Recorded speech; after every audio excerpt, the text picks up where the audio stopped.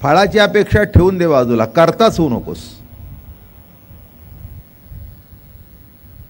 करता होऊ नकोस म्हणजे कर्म करायचं आणि फळाची अपेक्षा ठेवायची नाही. ज्ञानेश्वरी म्हणते करताच होऊ नकोस, मी करतो असं म्हणू नकोस, सगळं प्रभू माझ्याकडून करवतो असं म्हण.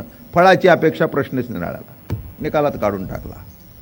तेव्हा तुम्हाला वाटेल की अमृतानुभव आपण ऐकतोय, काही आपल्याला फळ पदरात पडेल. अमृतानुभव ऐकल्यानंतर एकच कळेल की आता फळ काही पदरात पडायचं शिल्लक राहिलेलं नाही. माझं जीवन हे नुसतं फळ नाही तर सुफळ आहे. माझं जीवनच फळ नाही तर सुफळ आहे. आज संसार सुफळ झाला गे माय. सुफळ झाला. काय म्हणतात? संसार कसा झाला? सुफळ झाला. म्हणून नीट लक्षात घ्या, ज्यानं अमृतानुभव ऐकला मिळायचं काही शिल्लक राहिलं नाही.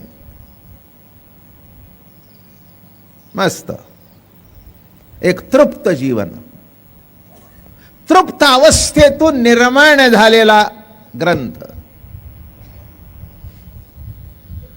परिपूर्ण अवस्थेतून निर्माण झालेला ग्रंथ.